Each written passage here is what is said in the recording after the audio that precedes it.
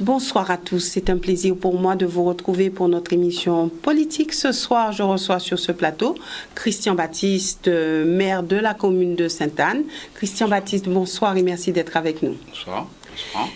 C'est vrai que c'est la première fois que je vous reçois depuis votre élection au mois de juin. Alors Christian Baptiste, je vais débuter avec une question à ce niveau. Est-ce que aujourd'hui vous pensez faire partie des maires gagnants, des maires perdants? Je dirais surtout des maires gagnants par rapport à la population, parce que nous sommes là pour l'intérêt général. Donc je pense que c'est l'intérêt général de Sainte-Anne qui a gagné avec l'élection de Christian Baptiste, mais avec toute une équipe. Je rappelle, c'était une élection municipale et communautaire. Donc c'est une équipe qui a gagné dans l'intérêt de la ville de Sainte-Anne. Et je remercie d'ailleurs l'ensemble des électeurs qui ont porté nos suffrages à près de 58%. Donc vous êtes satisfait de votre élection? Mais tout à fait, parce que nous avons travaillé nous avons présenté un contrat de mandature, nous avons présenté aussi et défendu notre bilan. Et je crois que le message a été perçu et ça s'est traduit dans les urnes, avec une victoire quand même assez large. Alors c'est vrai que c'est la rentrée, donc et il y a vraiment beaucoup d'émulation autour de cette rentrée au sein des communes. On parle beaucoup de la caisse des écoles. Alors est-ce qu'on peut dire que votre caisse des écoles est sans difficulté financière? Alors, quand j'ai été élu maire en 2014, tout de suite, j'ai annoncé au premier conseil d'administration de la caisse des écoles de l'époque que nous allons remunicipaliser le service de la restauration scolaire et autres. Et donc aujourd'hui, nous n'avons plus de caisse des écoles. Et donc, nous n'avons qu'un seul budget, donc le budget communal qui gère la régie scolaire, c'est-à-dire évidemment la restauration scolaire et aussi le transport scolaire. Donc, est-ce une simplification des choses? Oui, c'est une simplification. En termes d'organisation, déjà cela me permet à l'équipe d'avoir une vue directe sur la gestion même, je dirais, de cette régie scolaire, et notamment sur la restauration scolaire. Et aussi, cela permet de faire des économies d'échelle, dans la mesure où ça permet d'aller vers une politique d'achat, en tout cas une commande publique qui est centralisée, d'autant plus que, à mon arrivée, je dirais, il y avait entre guillemets, une commande publique, en tout cas, des achats qui se faisaient à droite et à gauche par service, alors qu'aujourd'hui, nous devons véritablement avoir ce service qui soit centralisé pour avoir une meilleure visibilité en termes de gestion. Pour une meilleure gestion, forcément. Voilà, tout à fait. Donc voilà. Donc c'était surtout dans un souci de meilleure gestion et je crois que ça nous réussit. Alors est-ce qu'on peut dire que vous aurez besoin du concours de la région ou du département pour tenir le coup financièrement? Je vois que vous faites allusion, j'imagine. À une autre ville. Non, nous n'avons pas ces difficultés, donc nous ne faisons pas appel ni à la région ni au département à cet effet. La CAF nous accompagne, bien évidemment. Mais dès le premier jour de la rentrée scolaire, nos enfants, nos élèves étaient effectivement servis dans le cadre de différentes écoles pour la restauration scolaire. Donc de ce côté-là, nous n'avons pas eu de difficultés pour pouvoir démarrer. Et donc notre gestion nous permet, en tout cas à ce jour... De ne pas avoir besoin de la région ou du département pour vous aider. Tout à fait. C'est vrai que c'était une situation qui était compliquée en début de mandature, ça c'est vrai. Je me rappelle même qu'on recevait pas mal de coups de fil, peut-être des problèmes de retard. Bon, aujourd'hui, franchement, depuis quelques années, je dirais, depuis 2, 3 ans, 4 ans même, bon, ça va, il n'y a pas beaucoup de plaintes à ce niveau, donc on fait pour le mieux à cet effet. Voilà. Alors c'est vrai qu'aujourd'hui, on regarde un petit peu ce qui se passe au niveau des communes et les différentes problématiques qui se font jour. Alors maintenant, on parle beaucoup de prostitution, on parle beaucoup du fait qu'on doit essayer de faire en sorte que les communes aient une bonne éthique, une bonne visibilité. Alors chez vous à Sainte-Anne, il n'y a pas ce problème de prostitution? Non, nous n'avons pas de problème de prostitution. Et je dis, il n'y a pas d'espace où on peut parler de prostitution. Non. Je dis non. Pourtant, vous avez à charge une commune touristique, donc ça ne fait pas partie de ce qui pourrait... Alors quand je dis non, je m'entends. Je parle... on sait très bien que dans toutes les villes du monde, je dirais dans toutes les villes du monde, il y a toujours des espaces ou des endroits où effectivement on sait il existe cette activité de prostitution. Mais à Sainte-Anne, non, ça n'existe pas dans un espace qu'on pourrait qualifier de public. Voilà. Après, je ne sais pas comment ça se passe, mais enfin, mais je dis non. Ce n'est pas visible. Je dis non. Ce n'est pas visible. Ce n'est pas visible et les visibles, je ne connais pas non plus. Oui, bon. Je sais pas. Maintenant, Christian Baptiste, alors c'est vrai que on a beaucoup entendu parler de vous sur les médias concernant la CARL. Vous êtes élu depuis quelque temps, vous connaissez, on va dire, les rouages de la chose. Alors, on a beaucoup parlé d'élus perdants, gagnants. Alors, est-ce que vous êtes un élu perdant ou gagnant de la CARL? Alors pas du tout. Moi, ce qui m'intéresse, c'est l'intérêt général de la CARL.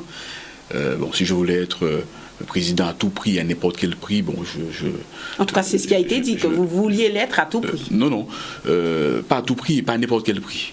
Parce qu'effectivement, je suis un homme d'expérience, et donc forcément, mon expérience pourrait apporter, en tant que président, bien évidemment, à la CARL. Mais ceci étant dit, je ne suis pas mauvais perdant, mais pas du tout. Je suis fier et digne de ma position, de ce que j'ai fait. Je ne regrette strictement rien. Et donc, par conséquent, aujourd'hui, il y a une équipe en place, il y a un conseil communautaire, et donc de ce conseil communautaire, nous apportons avec mon équipe notre expérience et toute ma contribution, et pour permettre que les projets puissent aller dans le sens de l'intérêt général de la communauté d'agglomération. Donc vous ne mettez aucun frein aux projets qui sont... Mais pas du tout. Je tiens à signaler qu'il y a déjà eu 2 conseils communautaires.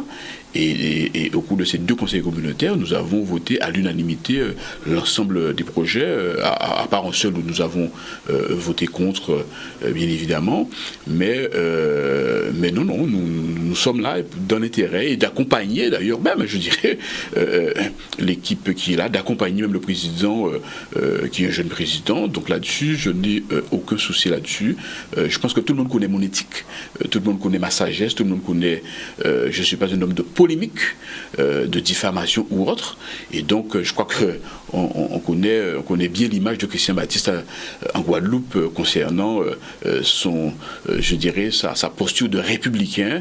Des élections, j'en ai connu, et donc j'ai toujours eu cette attitude de républicain, et je l'ai, donc par conséquent je suis fier et digne de ma posture et de ma position en tant qu'élu guadeloupéen. Le président de la CARL a beaucoup parlé de vous, c'est vrai. Le président de la CARL, Cédric Cornet, sur ce plateau même, a dit qu'il faudrait que vous soyez cool. Alors, est-ce que vous êtes cool et est-ce que vous pourrez le rester? Je voudrais dire que je parle très peu du président de la CARL. Et d'ailleurs, je ne suis même pas venu ici ce soir sur le plateau. Non, c'est une actualité, donc les gens demandent à comprendre, quand même. Non, je réponds à la question. D'accord. Je réponds à la question. Je dis que, et que je ne suis pas venu ici pour parler du président de la CARL. Je suis un élu. En 2014, durant la campagne électorale, j'ai dit que je n'ai aucune angoisse, aucun stress pour pouvoir conduire les affaires de la ville de Sainte-Anne.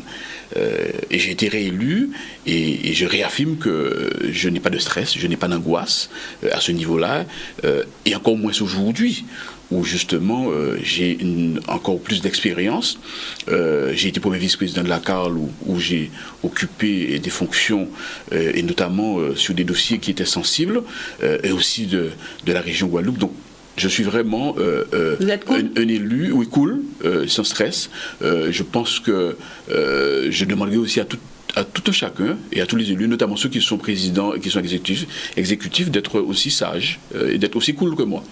Simplement, c'est que moi, je mets toujours les points sur les i.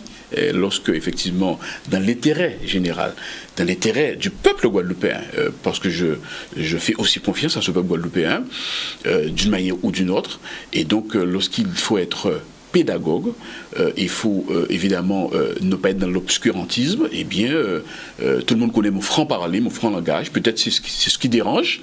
Et donc, on estime peut-être que à ce moment-là, effectivement, que je ne suis pas cool, mais pas du tout. C'est que je suis clair, franc et direct. Et d'accord, je dis ce que j'ai à dire, mais après, pour moi, la page est tournée. Hein. Donc, même si je peux faire une déclaration qui peut faire le buzz, mais le buzz, c'est pas moi qui fais le buzz, hein, c'est que beaucoup de Guadeloupéens s'intéressent ou se sont intéressés à ce que j'ai dit, et donc ça peut circuler sur les réseaux, mais pour moi, la déclaration, elle est faite, et pour moi, je ne reviens pas dessus, hein. Pour moi, c'est une affaire. Ce que vous avez dit, c'est la réalité, c'est la vérité, et justement, permettez que je puisse quand même vous poser une question là-dessus, puisque sur les réseaux sociaux, certes, mais dans la rue, quand vous discutez avec les gens, vous avez quand même fait le buzz, puisque les gens s'intéressent réellement. Les gens disent, oui, mais vous avez parlé de frais de représentation au niveau de la CARL. Qu'est-ce qui se passe réellement? Alors, des chiffres sont avancés. Certains parlent de 300 000 euros par mois, par an, sur les 6 ans. Alors, vos propos ont été peut-être quelque peu déformés. Est-ce que vous pouvez rapidement dire la vérité aux Guadeloupéens et qu'ils puissent bien comprendre pour que vos propos ne circulent pas peut-être en étant déformés? Alors, non, nous sommes dans un conseil communautaire, évidemment. Dans un conseil communautaire, c'est l'espace où on s'exprime. D'ailleurs, pour moi, ça fait quand même une mandature, j'atteins une deuxième mandature en tant que conseiller communautaire. Pour moi, il n'y avait pas de minorité, de majorité. Maintenant, on défend des idées. Et donc, simplement, notre équipe a cet effet, et en tout cas, notre majorité a cet effet, a dit que nous allons voter contre, purement simplement. Et nous avons donné certaines explications. Et puis, il y a des réponses qui ont été apportées, mais qui étaient hors sujet. Et c'est à ce moment-là, d'ailleurs, que je suis monté au créneau donc pour justement défendre l'idée, et surtout de dire que nous ne devons pas mélanger coco et abricots, c'est tout. Bon, mais après, je veux dire que c'est un droit. Les frais de représentation, c'est un droit du maire ou du président. Et donc, nous avons donné des explications. Et après, effectivement, nous avons relaté notre position. Et puis ça s'est arrêté là. Donc, bon, chacun a apporté son commentaire. Et tout simplement, donc pour moi, c'est une affaire qui est classée. Et simplement, ce que je dis, c'est que lorsqu'on est dans un conseil, on est donc dans un espace de liberté, d'expression, donc on est libre. Bon, nous avons voté contre comme d'autres, on se sont abstenus d'ailleurs, qui font partie de la majorité. Si tant soit peu, on peut parler de ça, qui font partie en tout cas de la majorité du président, qui se sont abstenus. Donc ça veut dire quelque part... Vous avez voté contre quoi, pour ceux qui nous écoutent? Non, pour les frais de représentation. Je ne parle pas d'indemnité, hein, les indemnités des élus, ça c'est tout à fait normal. Dans la mesure où nous estimons que l'élu a des activités, a des engagements, des responsabilités, donc effectivement il le faut. Bon, maintenant les frais de représentation, ce sont les frais qui sont liés strictement à l'exécutif, le président ou le maire. Alors là encore pour bien expliquer, effectivement ce sont des frais qui sont remboursés, il faut les avancer, qui sont remboursés, mais qui peuvent... Sur justificatif. Mais il y a un montant maximal qu'on ne peut pas dépasser, et donc voilà. Donc nous avons expliqué que dans le contexte actuel et difficile que nous avons, mais en tout cas je me suis expliqué très clairement déjà sur les médias et aussi surtout sur mon Facebook, donc je ne vais pas revenir sur ce sujet-là. Donc pour moi tout le reste c'est de la polémique, et vous comprenez très bien que avec l'expérience que j'ai, je ne veux pas tomber dans une polémique sur les frais de représentation.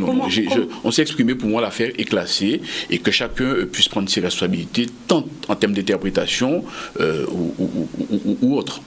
Alors, comment être dans une dynamique de travail efficace? C'est ce qui est important et efficace quand il y a coup de médias, il y a des choses qui sont dites et que la population essaye de comprendre ce qui circule.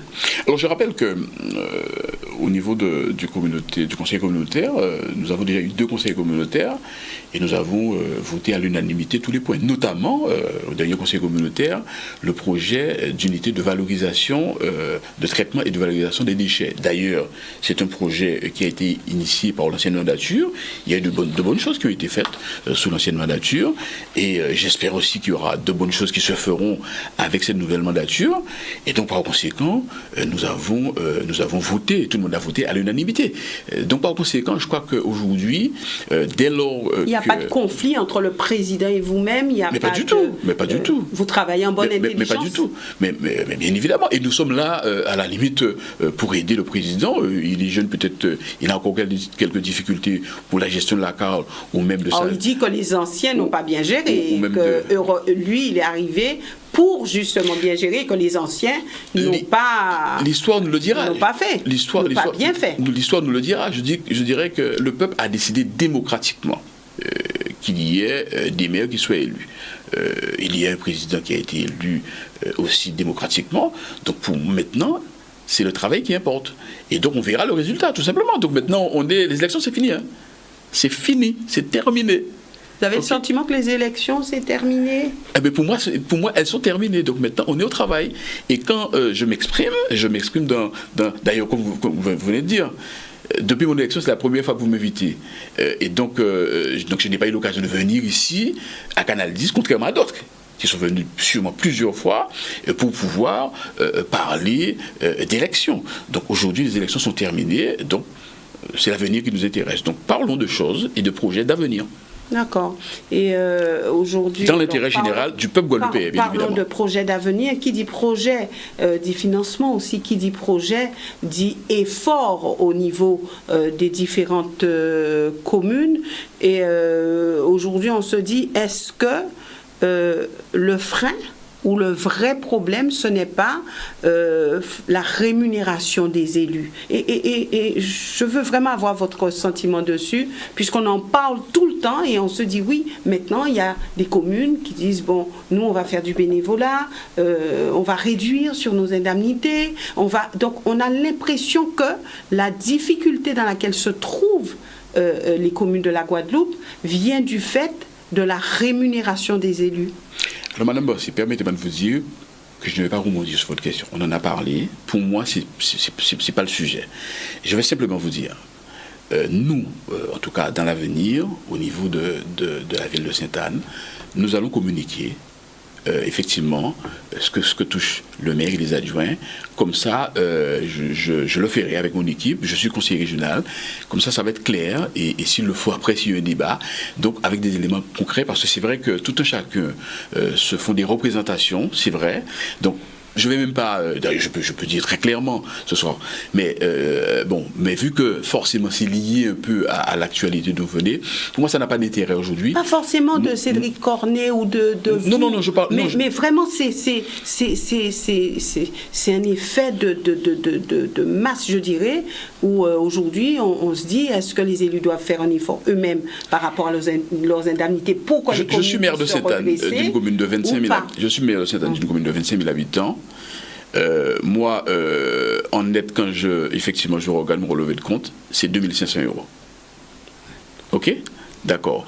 Au niveau de la région, en tant que conseiller régional, c'est autour de 1 400 € ou 1 500 €. En tant que conseiller communautaire, c'est 70 €. D'accord. Je suis aussi, en tout cas, toujours vice-président du SMT, en tout cas, l'ancienne, c'était 300 €. Vous voyez? Donc, lorsqu'on parle effectivement de sommes faramineuses, notamment moi en tant que maire, ça n'a strictement rien à voir au moment où justement j'ai, pour justement occuper les fonctions très clairement, pour qu'on ne me taxe pas d'avoir un emploi fictif. Donc, j'ai fait une convention. De commun accord, une clause, une convention pour pouvoir quitter mon travail. Je touchais effectivement plus que quand j'ai travaillé. Voilà. Donc par conséquent, voilà les chiffres. Donc là-dessus, les chiffres parlent d'eux-mêmes. Et les chiffres sont têtus. C'est tout. Donc, ceux qui pensent que, voilà, que le maire de Sainte-Anne touche 5 000 euros, 6 000 euros, 7 000 euros, non. Voilà, 2 500 euros, voilà. Pas forcément le maire de Sainte-Anne, mais c'est vrai que c'est de manière globale que ça circule. Et je parle même pas des communes qui ont moins d'habitants, parce que c'est en fonction du nombre d'habitants. Parce que ça aussi, peut-être, c'est ça. En fait, c'est ce qu'il faut expliquer de façon pédagogique. C'est en fonction du nombre d'habitants. Hein, il y a un quota, et c'est en fonction de ce nombre d'habitants qu'il y a des indemnités. Donc, je dis très clairement que ceux qui pensent que les élus perçoivent des sommes astronomiques, c'est faux. Ouais.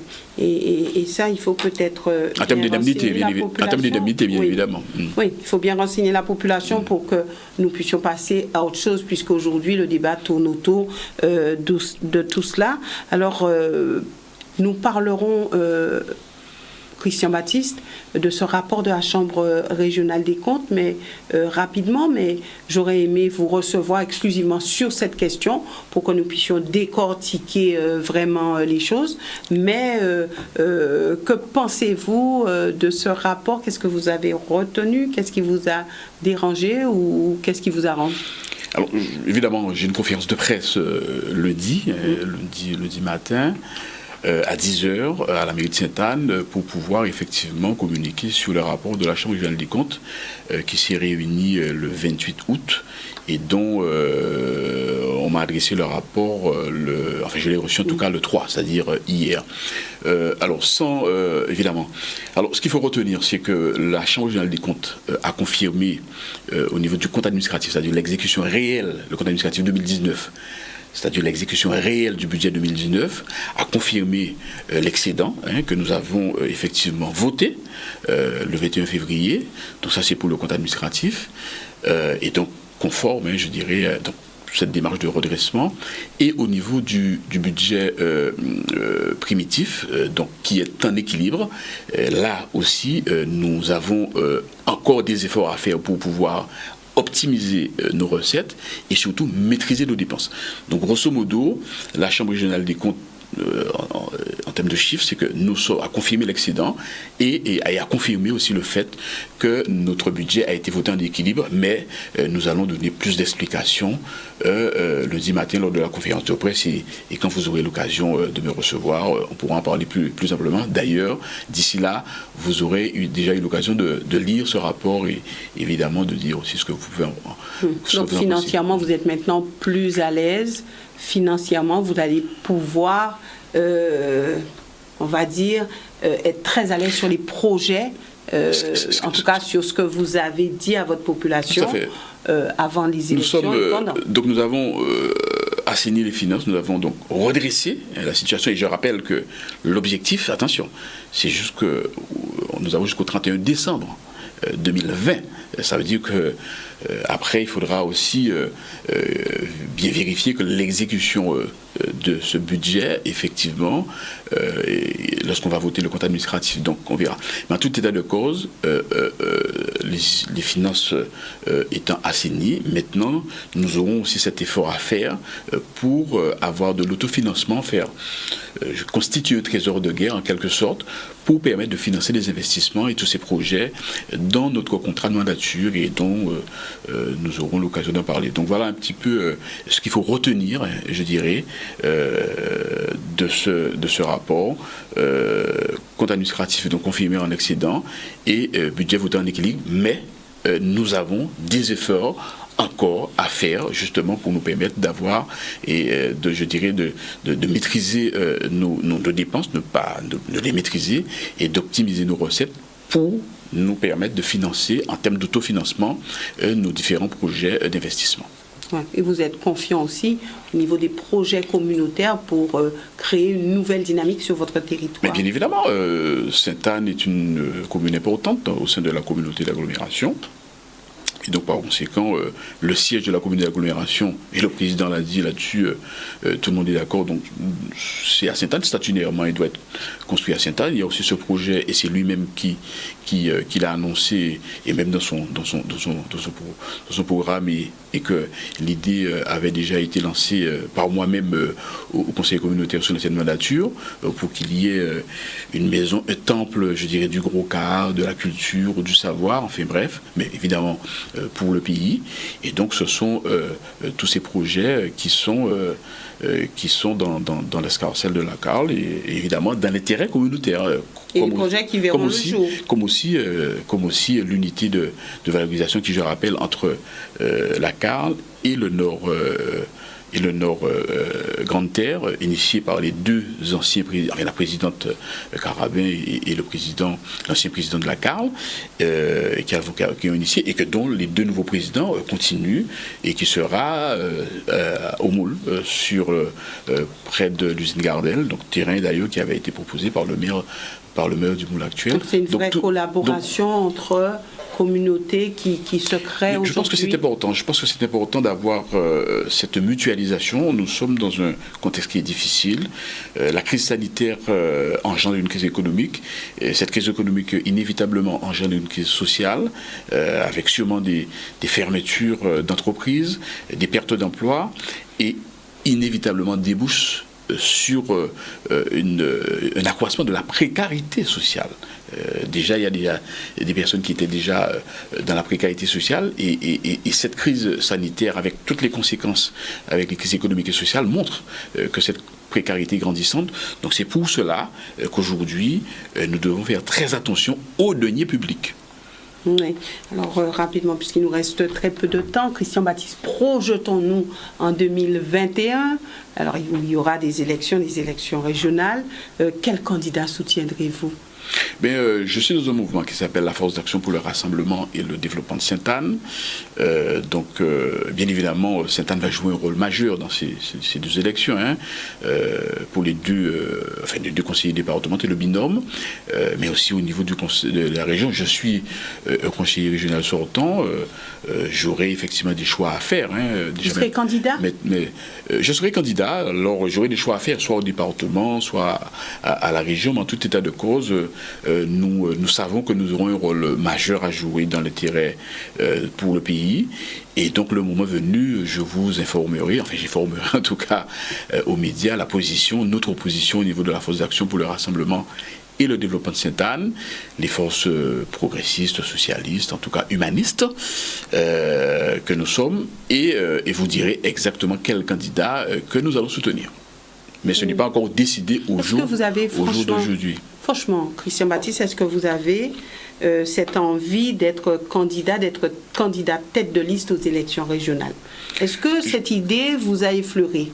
Alors c'est une idée qui circule beaucoup d'ailleurs. Oui. Ah oui, qui circule beaucoup. Beaucoup de gens me disent mais oui, alors tu peux faire un bon président de région, ça circule, mais je crois que c'est une décision, même si ça vous effleure l'esprit. Mais c'est une décision qui se prend, c'est comme un scrutin de liste. Donc ça veut dire que vous devez faire, je ne dirais pas l'unanimité, mais vous devez avoir autour de vous, premièrement dans votre propre commune, évidemment votre parti qui vous porte. Moi je suis au PPDG, j'ai mon mouvement à Sainte-Anne d'une part. Avec des amis socialistes. Et aussi socialistes, humanistes, progressistes, en tout cas qui vont dans le sens de l'intérêt du pays. Bon, maintenant après, c'est une question qui est en réflexion. Je suis effectivement sollicité. J'ai des sollicitations. Je ne vais pas vous cacher. Mais même si les élections finalement c'est dans 6 mois, parce que je crois que les deux élections ont lieu en même temps. Donc c'est dans pas trop longtemps. Mais néanmoins, je pense qu'il ne faut pas non plus forcément trop se précipiter. Cela demande... Il faut quand même se positionner, avoir peut-être l'audace de dire oui, ça me tente, pourquoi pas ? Non, je pense que je peux faire un très bon président de région, c'est vrai. Je crois que j'ai une certaine expérience. Ça fait quand même 3 mandatures que je suis à la région. Ça va faire, en tout cas, une 3e mandature où j'ai été membre de la commission permanente, où j'ai été vice-président. Et je crois que là aussi, nous avons laissé de bonnes actions. Maintenant, c'est l'avenir. Je pense qu'il faut voir comment l'avenir se présente. Bon, aujourd'hui, nous travaillons. Aujourd'hui, je suis conseiller général, donc je travaille avec tout le monde au niveau du conseil régional, parce que c'est pour le pays.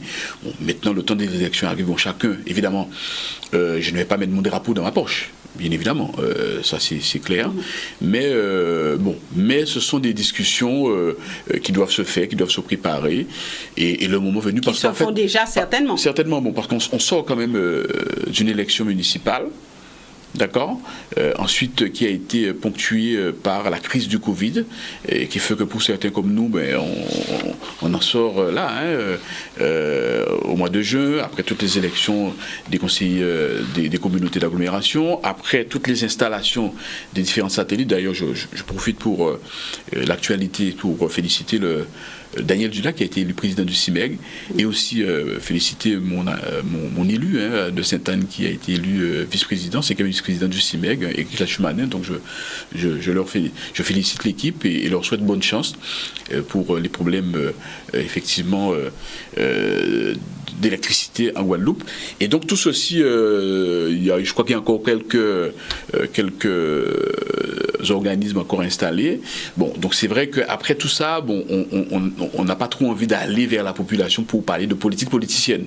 On a plus envie d'aller pour parler justement de problématiques qui existent, notamment le Covid, et qui connaît un regain d'activité. Cette semaine, c'est plus de 500 cas. Cette semaine, donc je profite pour lancer un appel à l'ensemble de nos compatriotes pour être prudents, respecter les gestes barrières, respecter les prescriptions sanitaires. Faut-il remettre au goût du jour le couvre-feu? Donc, je ne sais pas, mais je pense que j'en appelle d'abord à la responsabilité, en fait. Peut-être pas parce que le couvre-feu, là aussi, ça pénalise l'activité économique, parce que l'activité économique a été pénalisé déjà par le couvre-feu, pénalisé par le confinement. Donc on voit très bien qu'on réfléchit. C'est vrai qu'il y a moins de personnes en réanimation, moins de décès. Bon, comme il y a plus de tests, donc ça permet effectivement de mieux surveiller, de mieux isoler. Bon, parce qu'il faut aussi penser à cette activité économique. Et donc par conséquent, mais je demande, en fait, j'en appelle à la responsabilité tout simplement de chaque Guadeloupéen, de chaque Guadeloupéenne. Surtout pour respecter les prescriptions sanitaires et éviter, parce que le virus il circule, et pour éviter de contracter le virus et surtout de contaminer les autres. Merci Christian Baptiste d'être venu sur ce plateau. C'est moi qui vous remercie. Notre prochain rendez-vous, ça sera bien sûr autour de ce rapport de la Chambre régionale des comptes et de l'avancée au niveau de la commune de Sainte-Anne. Excellente soirée à tous et un très bon week-end. Merci beaucoup.